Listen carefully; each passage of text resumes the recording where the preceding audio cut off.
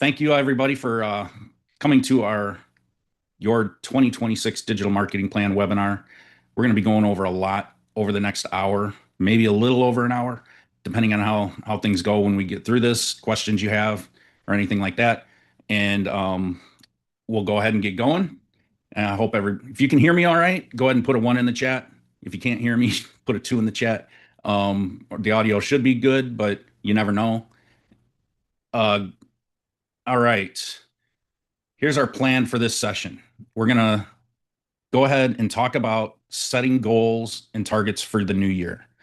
We're coming into this new year in 2026, and we want to make sure that you understand what's needed for going into the new year, especially when it comes to your digital marketing plan and everything that you're going to have set up for next year. We're going to go over some KPIs and tracking to achieve better outcomes. We're going to map out a plan for accomplishment for your marketing budget, different channels of marketing that you need to take action on, and important trends that you need to know that have been happening this year. I'm sure a lot of you know there's been so many changes that have been happening this year, with AI, Google, just tech in general. So we're going to touch on those. We're going to work to set yourself up for massive success in 2026 and beyond. All right. Get this going. All right. So I've got a workbook. So in another tab, go ahead and go to appliancemarketingpros.com/2026, and you'll get the workbook for this session. Juan, if you want to put that link in the chat so everybody has it, they can just click there.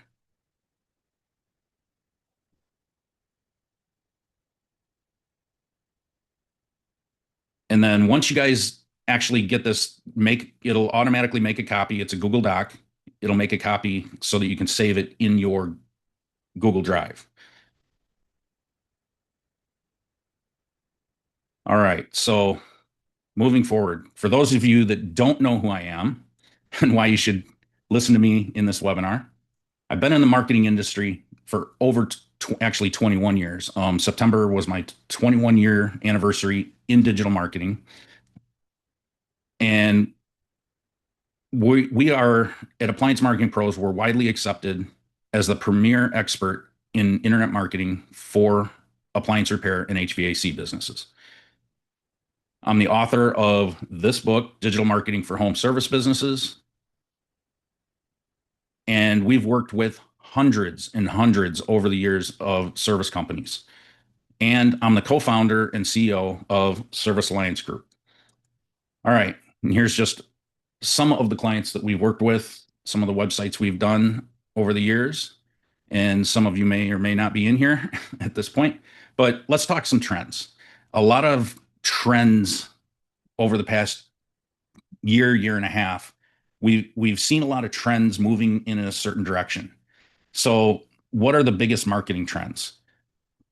There's obvious growing popularity of AI. And yes, we should look at Google, but with these LLMs, large language models like ChatGPT, and Bing baking in those results, and Google using Gemini directly baked into Google Chrome now, everything has changed.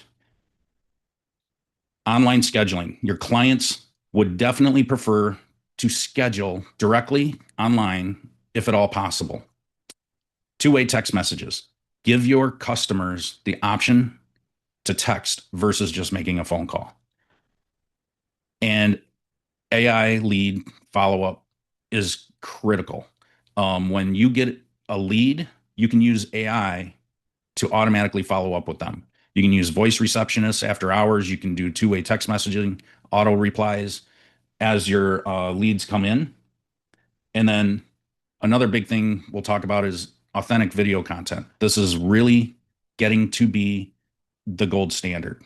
Video content that's authentic, real, not AI or regurgitated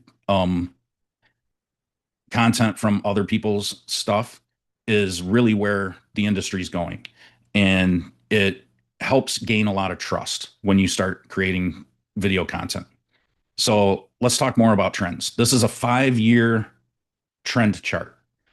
So obviously, if you were in business during COVID, you obviously saw all these big spikes. Now, the blue line is appliance repair near me. The red is HVAC near me. Uh, and then you'll see how everything spiked, obviously, during COVID. And if we're looking at the 2019 numbers, everything is coming back and leveling off at those 2019 numbers. Okay. So everything is normalizing. So a lot of people got used to all this big peak, right? And, right, this big mountain. All right.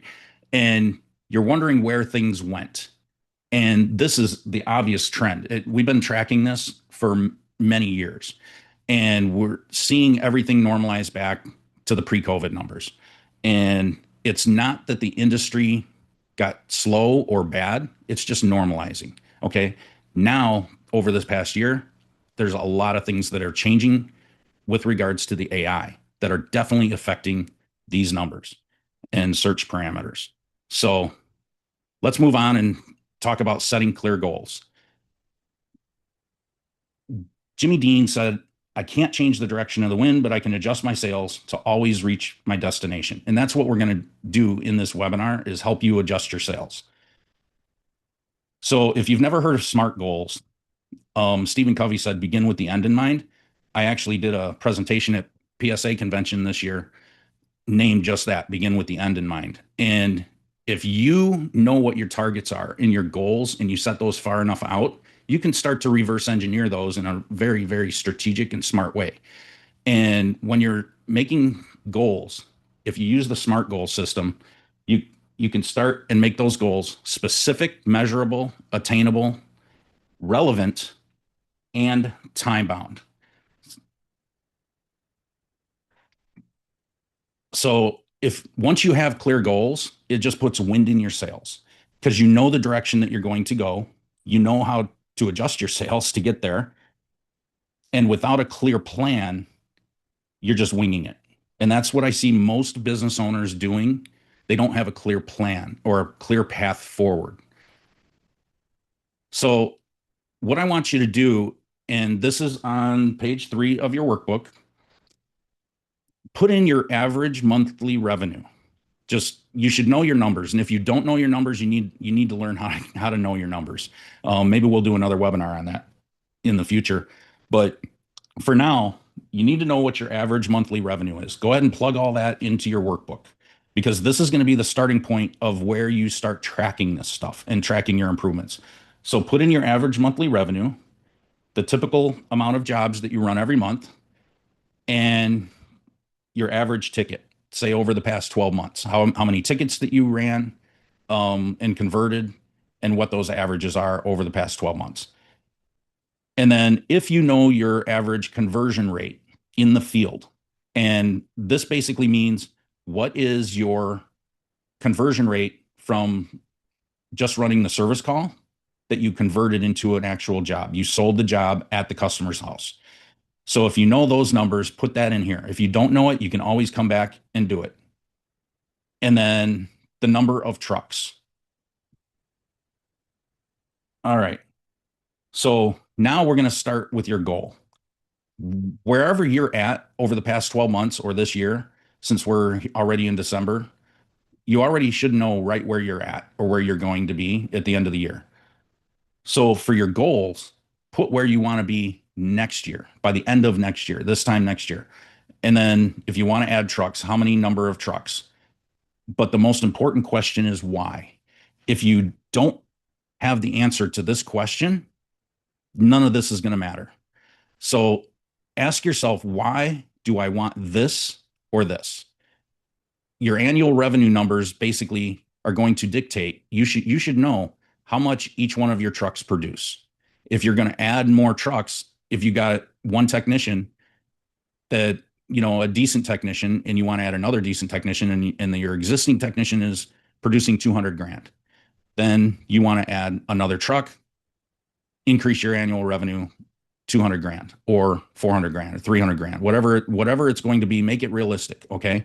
And the number of trucks is obviously what's going to help you dictate that. Right. But then when you ask yourself why do I want this? What kind of freedom is this going to offer you in your business if you reach this goal? Is it going to create more chaos in your business? If you're already running a business that's chaotic, then nothing that you do is going to help. You're just going to add more chaos and you're just going to compound that. So if you need to know why you want this, you need to make sure that your business is set up already for success and start working on getting SOPs in place and getting your business numbers where they need to be. All right. So here's how you're going to know how to get there. How many leads will you need monthly to get to where you want to go? You already know where you're already at, but where are you going to go? What's it going to take to get there? So I put together a tool on our website. If you go to appliancemarketingpros.com/calculator, Juan, if you can throw that in the chat, that'll help. And then just go to /calculator on our website. And then I'll share my screen real quick and we'll go over how to use this tool. Give me 1 second.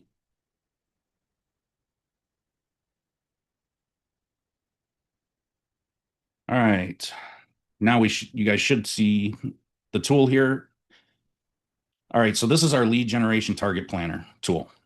And what you're going to do is plug in your current revenue and then say, for example, you want to double that revenue. All right. Say you want to go to 500,000. Just enter that here. And then this is where you need to know your numbers. Whatever your average ticket value is, say it's 250, plug that in. You don't have to have exact numbers, but it's better to have exact numbers. All right. And then up here on the right column in the number 2 column, you'll put in what percentage of jobs do you get that you actually convert out of every phone call or lead form that comes in through your business total. How many of those jobs do you convert? If you're not tracking this, you need to be. This is one of your KPIs that you should definitely be tracking. So you should be tracking roughly 75 to 85%. So if we go conservative, 75 is a pretty good number to put in here. Then you know that you need 222 leads total to hit this target. All right. And then if you scroll down, you're going to see you need to do 41,000 per month to hit that 500,000 mark. You need an average amount of service calls of 170 or 67 service calls per month to hit that target. And you've got a 300 delta gap. This is just the difference between where you're currently at and where you want to go. But once you know these numbers, you'll be able to understand, okay, I close 75% of all the jobs. I know my average ticket currently is 250. Annually, I need 2,667 leads to come into my business so that I can convert 75% of those, which would be 2,000 jobs per year. And that's what's going to help me hit that target goal dollar amount. Now, here's an interesting reality on this. If you could raise this conversion rate 5%, you can see it drastically lowers the amount of leads that you need. Well, not drastically, but it helps lower the leads that come into your business that are needed to hit that target. Another factor, if you were able to get your average ticket up to 300, not 3,000, that'd be nice. You'll see you drastically need less leads. So just in your business, if you were to focus on improving those two numbers, it would be a game changer for your business, an absolute game changer. It's an immediate revenue generator for your business, whether you realize it or not. And you could run less calls and still hit that target of 500 in this example. Okay. So these are how many leads you need to have come in, and these are how many you need to sell per month. Okay. In this example, totally achievable for most businesses. most appliance repair businesses. HVAC, your numbers are going to be a lot higher because obviously the average tickets are higher, but your booked call percentages are still typically going to be around the same. If you're below 70%, you've got a problem in your business that you need to look at. Either you're targeting the wrong people or you're actually not doing that good of a job at converting those leads into book jobs. So knowing your numbers is critical for your business. And this is going to be a good tool that you can play around with just to see how those numbers affect your business. All right. So I'm going to stop sharing. Let's get back to this. So I hope that was helpful. All right. So let's talk about your marketing strategy. We're going to talk about a lot of different things in this circle in three different sections. So the first one we're going to talk about is driving leads. And then we'll talk about maximizing your conversions and then optimizing those results. So the first thing we're going to talk about is your organic SEO. And this is where a lot of people um, struggle the most with is on the organic side. And there's obviously tons of different ways that you can get organic leads. We're going to just focus on the digital aspect for the online. And I know this is a lot on this screen to read, but basically you just need to focus on four major categories: your on page SEO, and this can get very, very technical. It's some people get lucky with it, some people don't. It's going to depend on your competition in your market, on how well your on page SEO, how effective your on page SEO is going to be. And then you need to focus on your Google business profile. And these two these two things are going to coincide with each other. Your Google business profile rankings have a lot to do with your on page SEO. And your website, when I say on page SEO, I'm talking about your website, like everything that's on your website. So everything that's on your website affects your Google business profile rankings, whether you know it or not. They're not two completely separate things, they're tied together in Google's eyes. The next thing you want to do is focus on some ongoing content. And this could be quarterly press releases, it could be even blog posts. Now, we found blog posts used to work really, really well in the old days.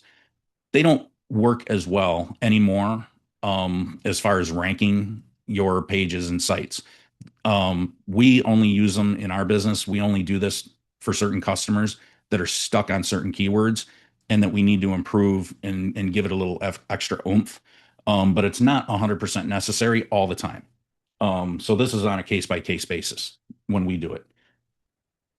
There's another part that's your signals. Okay. And expertise, authority, and trust are a huge signal with Google. Google's not going to show your business either through your Google business profile or your website or even your ads as much if they don't trust you as the expert and authoritative person in that space in your market.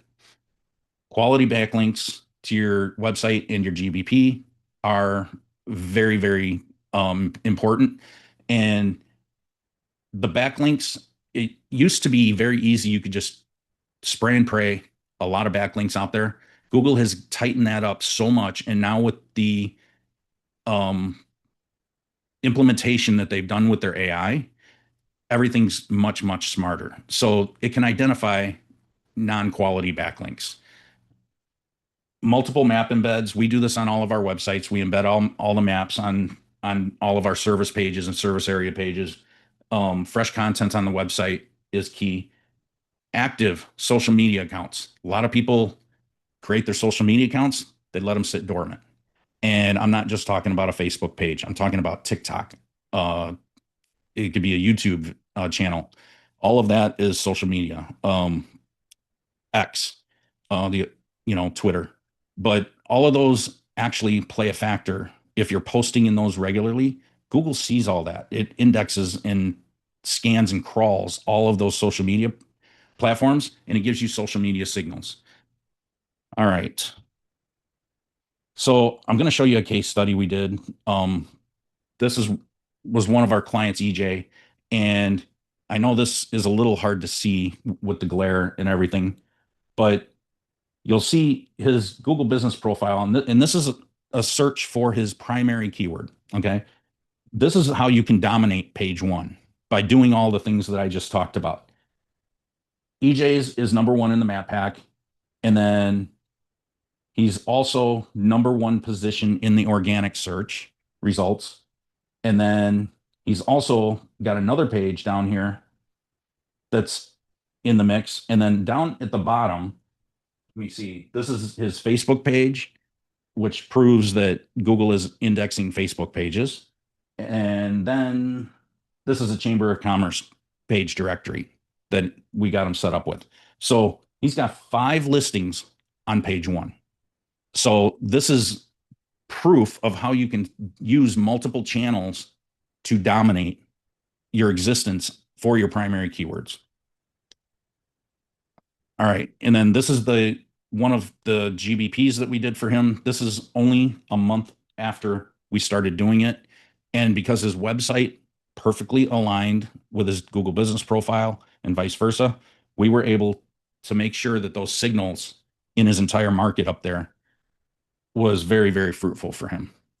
And then you'll see with these scans that we did, he was number one. Oh, get rid of that. He was number one up here. And this second website or GBP that we did, this was also one of our customers that EJ ended up buying out. So he bought out his nearest top competitor in his market.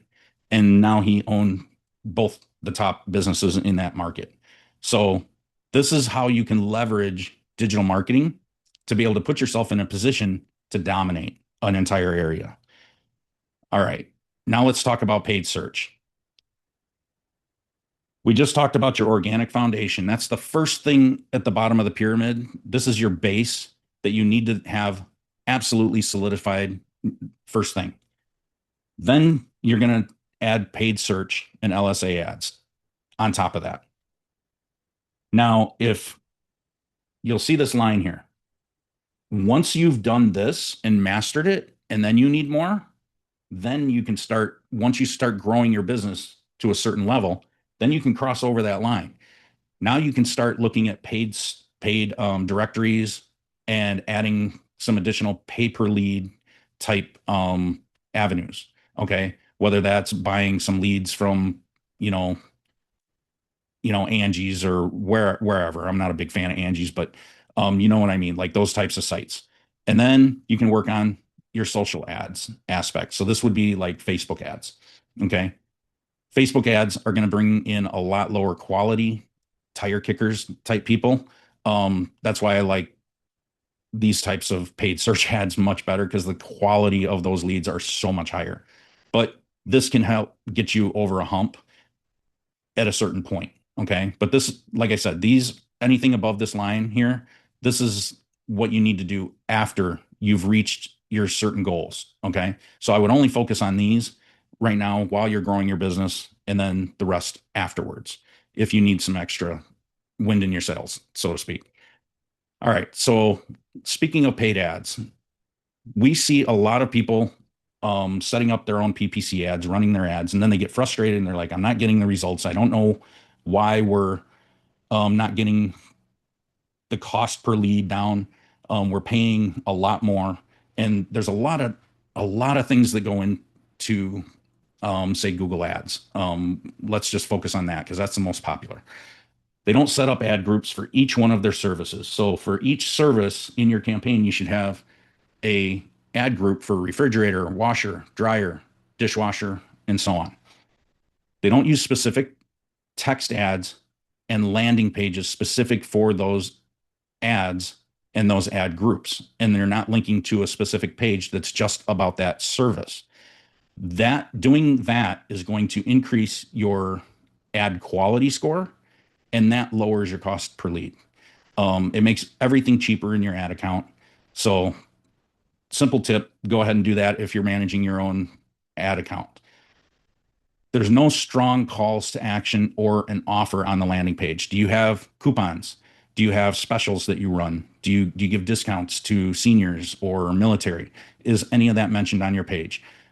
This could be a good indication of having an offer even if it's not relevant to everyone that visits that page. At least you're offering something. Um, you're not A/B testing your ads against each other. How do you know what one ad is doing versus what another ad could be doing 10 times better?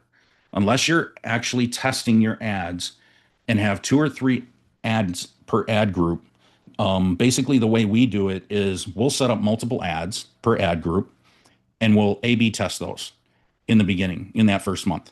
And then obviously, there's going to be one that just rises right to the top and the others kind of fall flat. And that one that rises to the top, that's the one that Google's going to serve the most. So then what we do is we take the other low performing ones completely out. We disable them and then we'll add another two or three in. And then we'll let that top one compete against those new ones. And sometimes those new ones will actually beat that top one. But unless you're actually A/B testing this in your accounts, you'll never know how much better you can actually do. Um, you need to do this on an ongoing basis because things change. Google is constantly changing everything, not just in paid search, but all their algorithms across the board in all their tools all the time. So if you want a really good tip, do that if you're managing your own search ads. Okay. Make sure that you have a dashboard. Here's an example of one of our ad dashboards. You want to focus on your cost per conversion.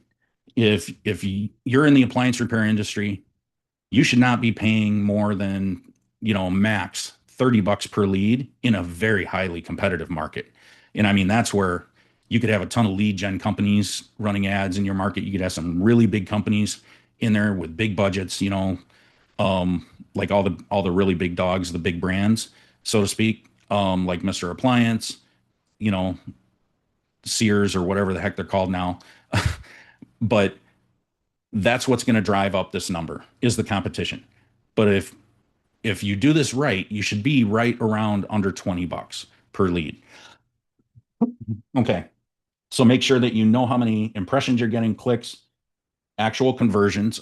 You need to track conversions that come into your website through the phone numbers. And if you're not tracking any of that, then this number is never going to matter because it's not going to be correct. Okay. Moving on. You can basically take the data that I just showed you and right out of Google Ads, and you can basically put it into Chat GPT, the paid version of Chat GPT. Don't do this in the free version because they'll use your data for training, and you don't want that. So at least with the paid version of Chat GPT, it's private only to you and not used for training data. So you can plug all that information in and say, give me a summary of this information. And you'll get something that looks like this, where it just kind of makes sense of it all to where you can just read a summary and know exactly where you're at. And then you can say, hey, I want to improve this. What should I do? So that would be a good way to use ChatGPT to analyze your data and help you out moving forward. Okay, now we're going to talk about database reactivation. I know I'm going quick on all this, but database reactivation is taking your entire list of existing and past customers that you haven't touched yet. You are going to send them emails and text messages. And you're going to say, hey, we're running a special, for December, end of the year special, Christmas special, whatever you want to call it. Or it could be a Valentine's special, a beginning of the year maintenance plan, whatever you're promoting. You can send this out. And then I can guarantee you by doing that, you're going to get responses. And then you can book an appointment. Your response rate obviously is going to depend on what your offer is. The stronger your offer, the more responses and the more attractive it's going to look for people to actually respond to you, right? So this is what it looks like. We took a list of 5,000 previous customers. Over 300 text replies came in, which is 6%. We got 119 booked jobs. So even though that's only 2% of this list, it's still a pretty massive amount of people that actually book jobs. 89% of those were converted into completed repairs, meaning we didn't do the service fee and didn't consider it a walk. So 89% or 89 jobs completed, and that total revenue generated was 31 grand. Now, if you did that 4 times a year, how would that affect your business? $120,000 a year extra. This is a simple way to grow your business without doing a ton of additional marketing or ad spend.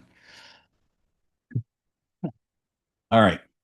So in your workbook on page 6, I want you to take this column here and rate yourself. Would you be green, yellow, or red in any of these three areas? And when we get to the end of this webinar, you'll understand why we're gonna rate these, because this is gonna help you identify what your one thing is that you need to really focus on, or your top three. So go ahead and take a minute, do this so that you know exactly where you're at, and you can always reference it back to see where you're improving. All right. Now let's talk about maximizing conversions. We're going to start with the website. So again, I know that I'm sorry this is hard to read, but you need to speak to your target avatar. You need to be real, authentic images of your team. I hate these blue overalls guy on websites. I just can't stand going to a website, seeing a generic guy in overalls in a blue cap and working on, a refrigerator. And you know for a fact it's not a true person. People want to people trust people. People trust, the business owners. They want to know that who's coming into their home. So if you're not showcasing that on your site and being real with who you are, and you're hiding behind your website, it's not the best and most effective thing to do. So I would highly suggest you be real and make sure that you're using video, you're using images of your team, and showcasing who you are at the core of your business. Make sure you're leveraging social proof. Social proof is testimonials, reviews, things like that.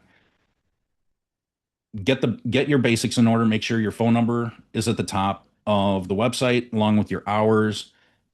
Ensure that there's a web form that customers can fill out and find easily.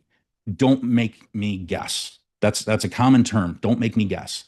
It should be obvious how to get in touch with you. It should be obvious who you are and where you do business and what exactly you do in your business. Um, Add credibility with authority badges. I'll show you some examples of that here in a minute. Ensure you've got clear calls to action, and use special offers and coupons that match the service that they're in need of. That's what we were talking about before with your offer. So make sure your website is fully mobile optimized. Google is a mobile first. Um, it's a mobile first crawler. So it's going to crawl your website as a mobile device. And that's how it's going to see if if your layout matches everything for mobile. And that's how it's going to start ranking you, um, based on certain signals and certain parameters in that mobile view. Okay. Um, if you can, leverage live chat. If you've got a dedicated CSR that can manage a live chat, put it on your website, but make dang sure that your CSR is actually managing it and following up. There's nothing worse than going to a website where somebody fills out a live chat and no one responds. That makes your company look really, really bad. So just because I'm mentioning it here doesn't mean you should. Just because you can doesn't mean you should. I use that term a lot. Um, Give your clients an opportunity to book online, and site speed is going to matter, and engage via SMS and phone marketing automations, like we mentioned before. Okay, so is your website set up to convert visitors into callers? Okay. Everywhere that your phone number is listed, it should be a click to call action, because you got to think everyone's using their mobile device now. Everything's got to be touch screen. You want to make it super simple and clear. Don't make me think on how to get in touch. How do I schedule service? How do I call you? Phone number here, phone number here, all above the fold. Real nice layout, simple, clean. This is what we do and where we do it exactly. You're making it super obvious right up front. Here's a good example. Call today and receive $15 off a completed repair. So there's your offer. It's something very, very simple. Just get them hooked in. It's all about the hook. And your hours should be up here. I know it's hard to see with the glare, but the hours are listed up here. All the rest doesn't matter as much as as long as you get those basic elements right above the fold. Okay, here's another example. This block shows a lot of trust signals, schedule service buttons, really big. Hours are really, really prominent. The address is shown. This is a trust factor for Google that ties in with your Google business profile, and the phone number, very, very prominent. Okay, now let's talk about your website performance. If you're not tracking your analytics, you don't know how your performance is doing. Most companies don't track their performance or don't track it accurately. So you need to know how many are coming from social, how many are coming direct, and how many are coming from other sources and or obviously organic. And then how are you performing month to month to month? And this is a Google Search Console rank change. You can see that we are tracking desktop, average positions, impressions, and clicks on desktop, mobile, and tablet. We're testing and checking all of these things constantly, separately, because not everyone comes in on the same device. And mobile search is different than desktop search. And most people don't. Google Mobile has a completely different search. They're similar. They're very, very similar, but they do have some slight differences. And then you can track what your performance is over time. Here's another one about getting the fundamentals right. We've got all the elements that I talked about before, but now we've got the business owner, we got an employee showcased. This is who we are right up front.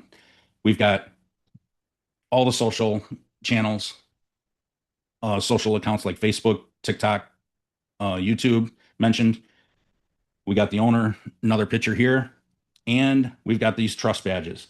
So in this case, he's a UASA winner, and he's a home advisor, Service Alliance Group member, and I believe this is a member for his local, some one of the local chapters. They just don't have a very descriptive logo, but those definitely help. Make sure your reviews from your Google Business Profile are embedded on the website. This is going to help tie the website together with the Google Business Profile. All right, now let's talk about reputation. So if you are not asking for reviews at the time of service and have a easy way for people to leave you reviews via maybe one of those RFID cards with the QR code on it, that people can tap their phone with it and it just brings everything right up.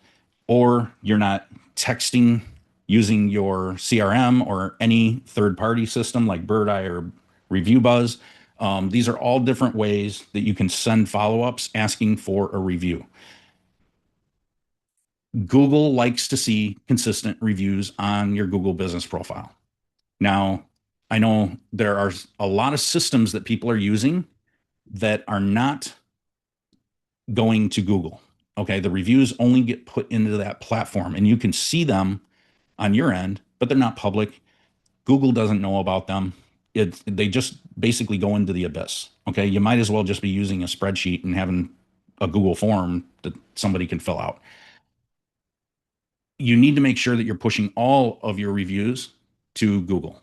And every once in a while, it's good to have people leave reviews on your Facebook profile page, as well as, Yelp. I'm not a big fan of Yelp, but it's still good to have reviews other places because Google does look at that. And the consistency of your reviews is extremely important when it comes to your Google business profile. So you'll see here EJ's that we used earlier. He has 3 listings, 3 locations in 3 different service areas, and he's killed it with the amount of reviews that he's got. And he had to separate the review requests to go to 3 different profiles. So he averaged that out, split it up, and it helped get every single one of these 3 profiles ranked very high because it sends signals. Google loves to see customer signals from different areas. All right. So let's get back to your lead flow. If you're slow, is lead flow the actual problem? I can guarantee you it's probably not. It's a problem with your presence online. And I'm not just talking about your website. I'm not just talking about your GBP. I'm talking, it's about your presence everywhere, your omnipresence. So if your SEO is bad, it's going to affect your leads.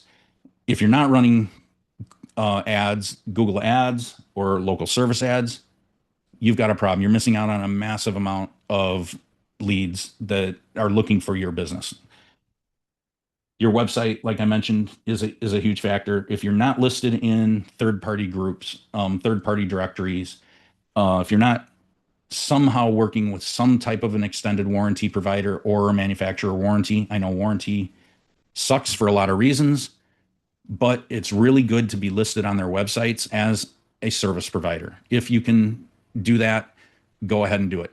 Join some local Facebook groups. Be present in there. Don't spam your business in there. If someone's looking for your services, you can go ahead and reply and comment, paste a link to your booking page, paste a link to your website. If your website's really nice, I would do that before going directly to a booking link. Paste directly to your website, and that's going to help bring some of those social signals over to your website that Google's going to see. Make sure your branding is good. There's so many people out there that your logos just aren't not very nice. Make sure your branding stands out. You can wrap your trucks. Don't just put some magnets on your trucks. Make sure that everything is cohesive. Your entire brand is is acceptable on all of these platforms and it's cohesive. Okay. So let's talk about a big problem. 50 to 60% of inbound leads leave unconverted. 90% of web forms fail to convert. 75% of inbound phone calls are not answered. And I'm going to give you a really good example of this. This is industry wide standards on the failure points. Okay. If you're not, if you're looking for in my book here, this one, well, where are we? Digital marketing for home service businesses. One of the things I state right up front, if you want to grow your business and you're not answering 100% of all phone calls that come into your business, you don't need digital marketing. You can drastically increase your revenue by answering the phone and responding timely to the inbound calls. So if you could get one thing out of this webinar, that's it. And that's where you're going to make the most money. Just being able to answer phones. If you're answering phones yourself, get a CSR. That should be your first hire before you even hire a technician. Your first hire should be a CSR. Take that off your plate so that you can grow your business. It'll free you up to focus on what you need to focus on, and that's growing your business, handling things with your customers. You can produce, it'll free you up to do more jobs yourself, et cetera, et cetera. Okay. Leads that are not followed up with within 15 minutes go cold. They've already called someone else. They probably already called someone else within that 15 minutes, if not three or four people. The average customer needs to be followed up 5 to 7 times sometimes before they will actually book for you. That's why they go cold. When the lead's already gone cold, it takes 5 to 7 more times to get back to them before you convince them to come over if they already haven't booked with someone else.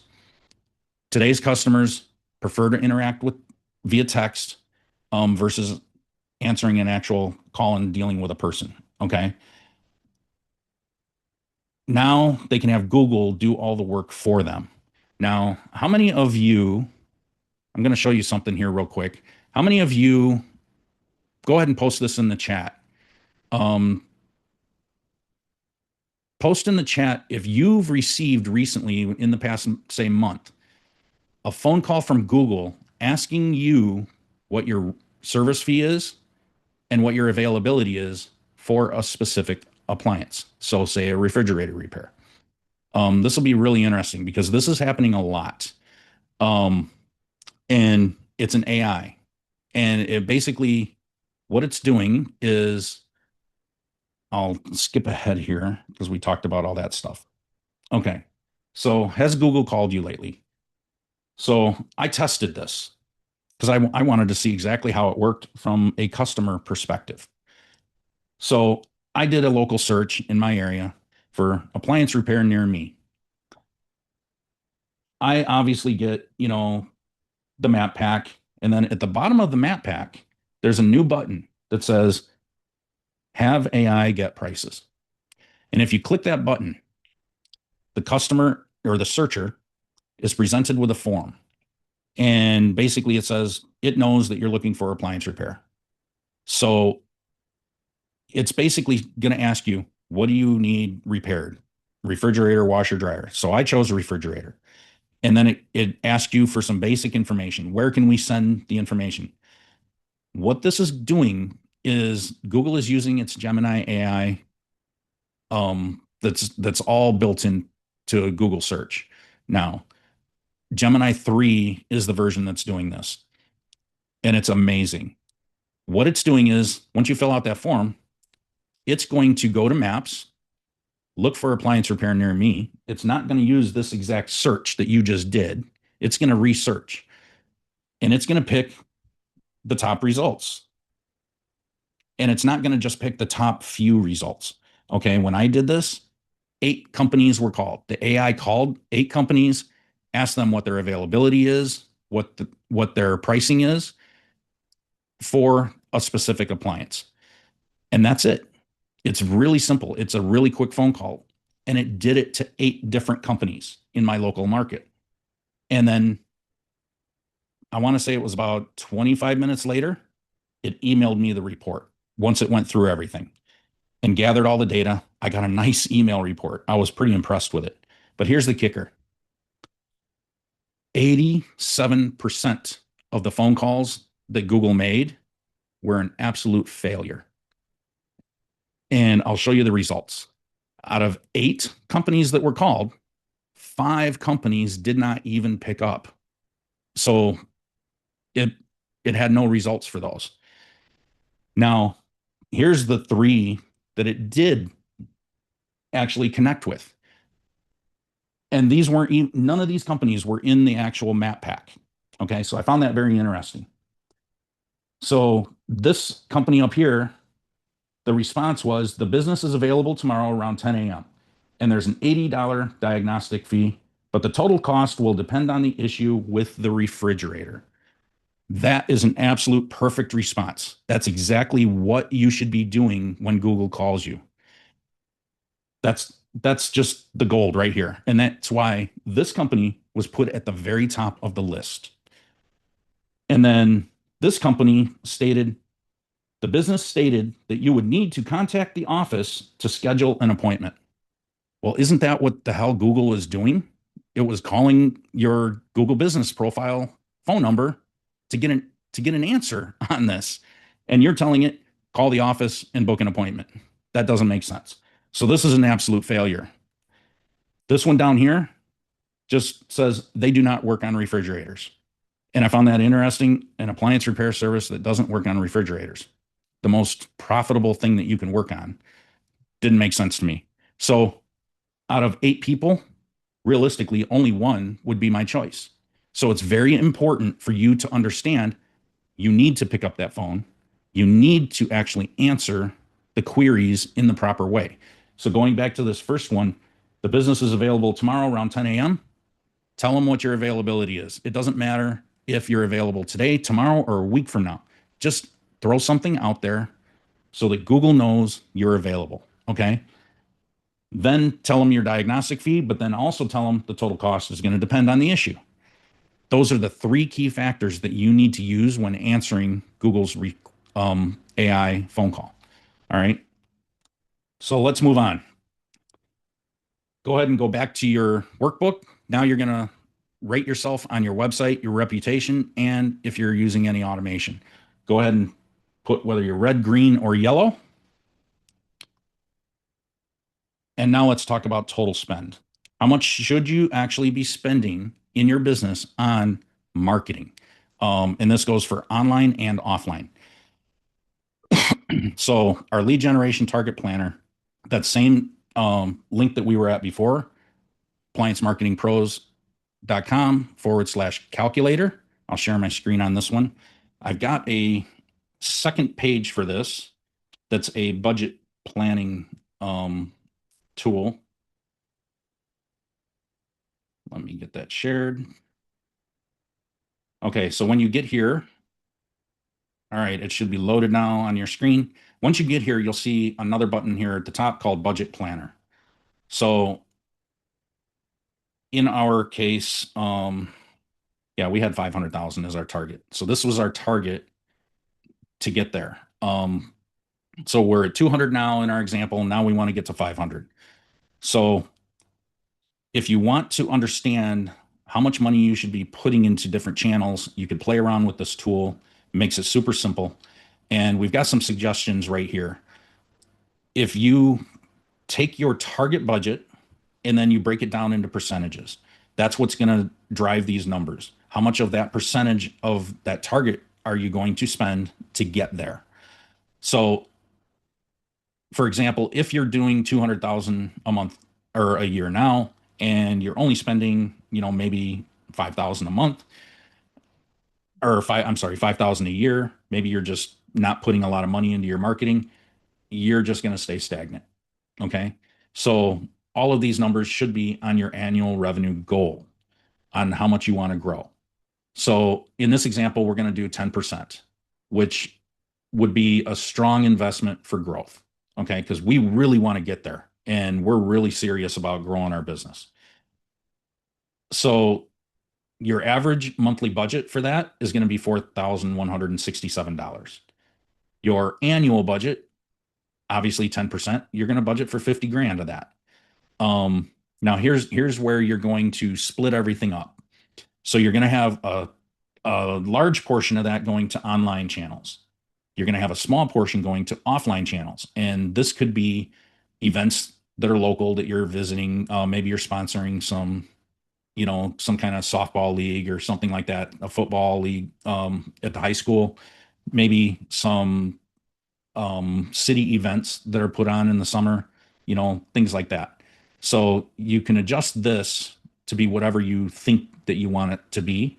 And then you're going to put a certain percent to reinvest into your repeat customers so that you can retain them longer. Okay. You need to remarket to your existing customers because as we showed earlier, it's very, very lucrative. It's very fruitful.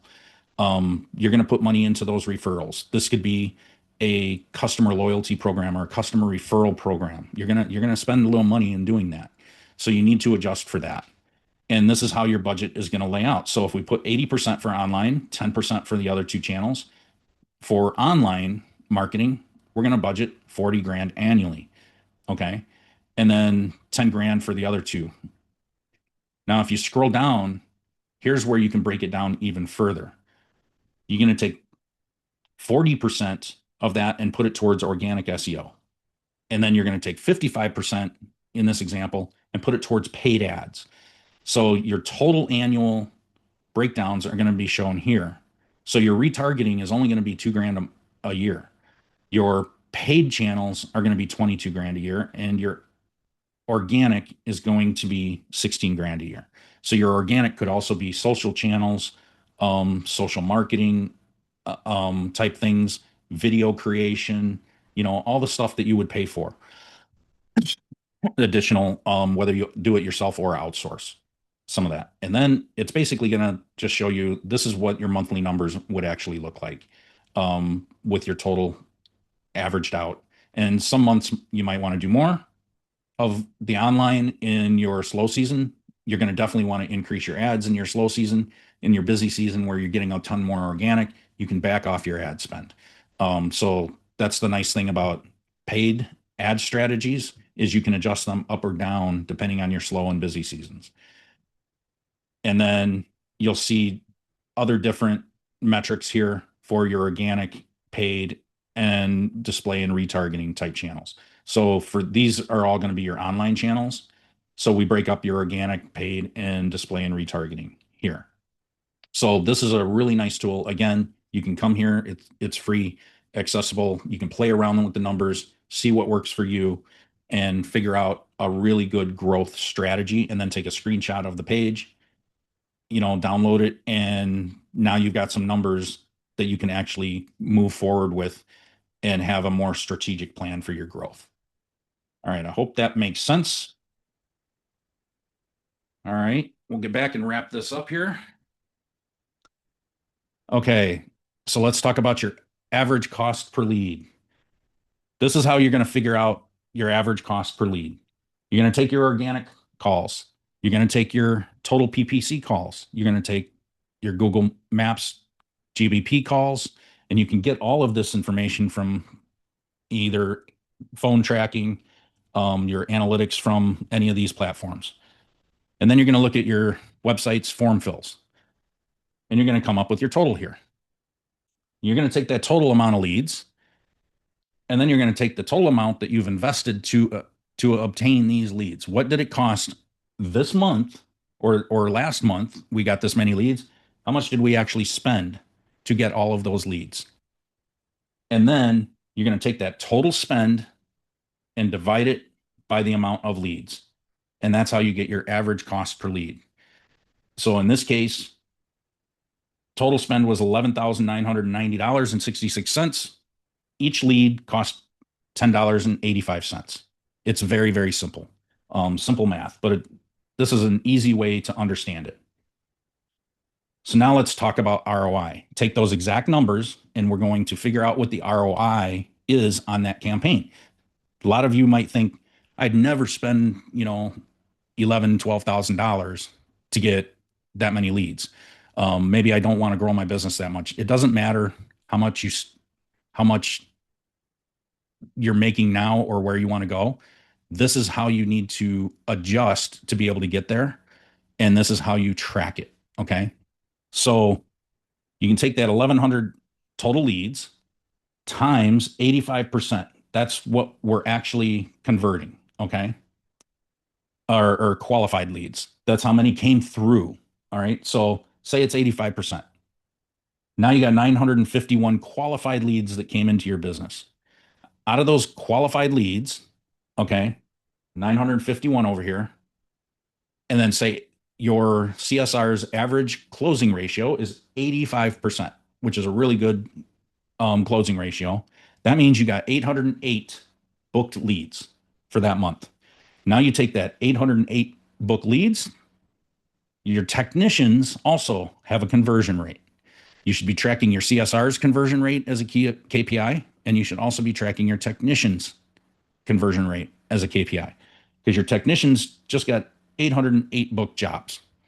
Now, how many of those out of all your technicians servicing all these 808 booked jobs, how many jobs were not walks that turned into a repair that they actually sold? So if that rate is 75%, then that means you've got 606 in-field closed leads. So now we take that 606 closed leads that were closed in the field, turned into real jobs. Your average job for, in this example, $375. So you take the 606 times 375. Your projected revenue is $227,250.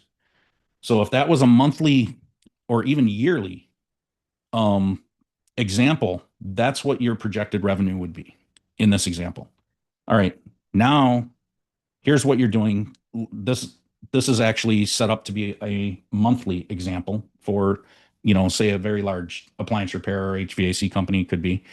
Now the investment breakdown. Say the marketing agency is charging you just under $3,000, $29.90 per month. So your total investment with your paid ads and everything is going to be $11,990, including the service fee from the agency and the money that you're paying directly to Google, Facebook, Bing, whatever.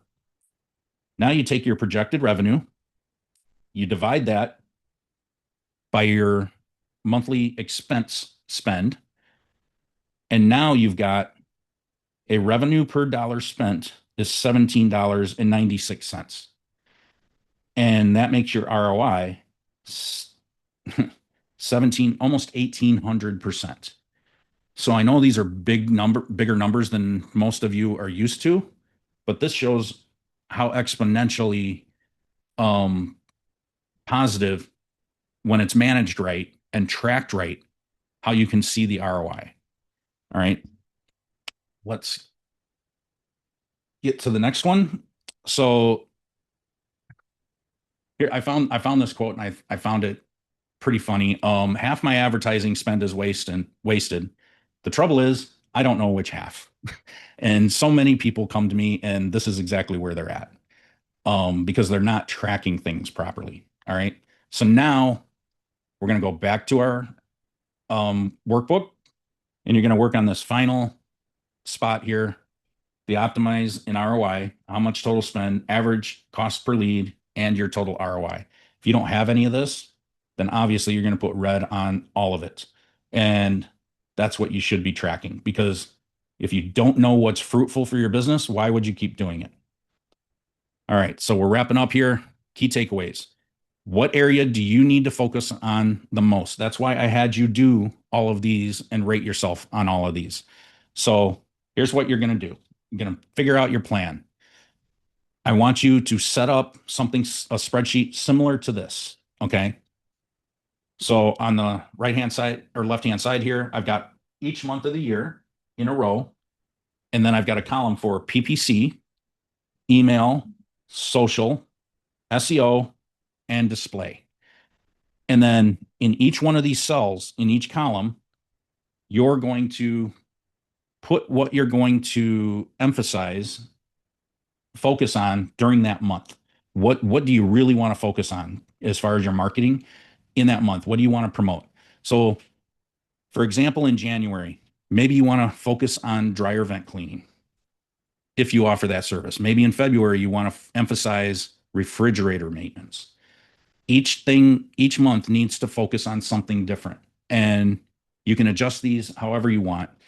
For email marketing in January, new year, fresh start, appliance safety inspections.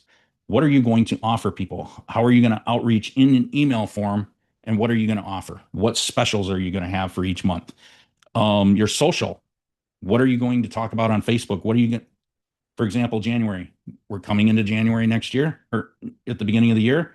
Kick off the year with safe appliances, safety tips. So you can have a set of safety tips. Just focus on pummeling out safety tips for that month. This will help you get your marketing calendar all in check. Your SEO, you could focus on different things with your SEO, different sets of keywords. Display advertising, maybe you're wanting to do some different display advertising on Facebook or Google, and you want certain things focused on. This is how you plan out your year a year in advance. And in, all you have to do is pull up a spreadsheet like this and bam, you've got everything that you need. You know exactly what you're going to do, and it's going to make everything so much easier for you. So, what would it mean to you if you did all these changes that we talked about so that you could drive more leads, organic, paid, and database reactivation, maximize your conversions through your website reputation and some automation so that you can get back to people when in a timely manner, and then optimize your results with your total spend, average cost per lead, and figure out your return on investment. These are the 3 action items that I want you to take in your workbook. There's an area for this. I forgot which page it's on, but it's towards the bottom. What are your top 3 action items? So go back to what we did with the stoplight system and figure out what are the top 3 things that you need to work on. And here's where a lot of people fail. They make all these plans. You're going to write this stuff down, but if you don't implement, you are 100% destined to fail.